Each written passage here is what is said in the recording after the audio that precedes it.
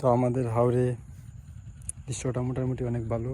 তো সবচেয়ে ভালো একটা দৃশ্যের মধ্যে হচ্ছে গা, আমার একটা পছন্দের দৃশ্য হচ্ছে গা যে আমাদের জমির পাশের জমিতেই একটা গাছ আছে হাওরের মাঝখানে।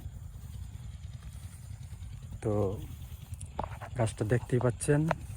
তো এই গাছটার নাম হচ্ছে গিয়ে বৈরম গাছ, ঠিক আছে।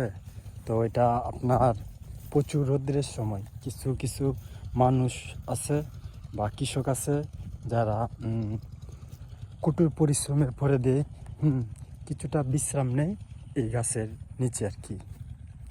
তো আমিও মাঝে মাঝে আসি, যখন বেশি পরিশ্রম লাগে বা রৌদ্রের তাপ যখন বেশি লাগে তখন ওই গাছের নিচে আর কি বিশ্রাম নিতে আসি।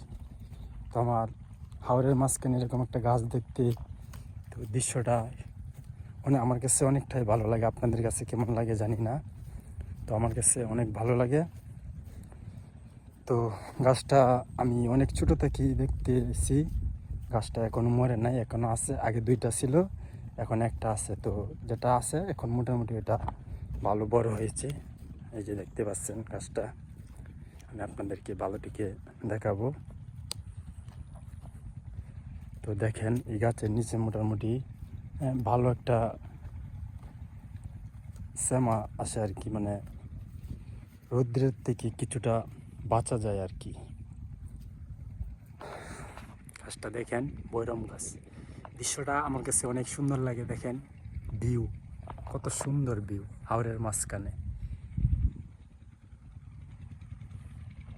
তো গ্যাস আমি নতুন ইউটিউবে, তো যদি আমার ভিডিওগুলা ভালো লাগে, যদিও আমি ভালো দিকে করতে পারি নাই, তো আপনারা কমেন্টে জানাবেন যে আমার ভিডিওগুলা কেমন লাগে বা কীভাবে করলে ভালো হয়।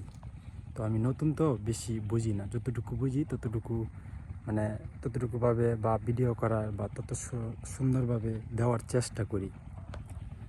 তো আপনারা কমেন্টে জানাবেন আর আমাকে সাপোর্ট করবেন। আমাকে সাপোর্ট করে আপনারা আমার সাথেই থাকবেন, আমাকে হেল্প করবেন এবং আমার চ্যানেলটাকে সবাই সাবস্ক্রাইব করবেন। ধন্যবাদ। তো আবার নতুন কোনো ভিডিও নিয়ে আসবো ইনশাল্লাহ। আপনারা আমার চ্যানেলটিকে সাবস্ক্রাইব করে সাথেই থাকুন। ধন্যবাদ।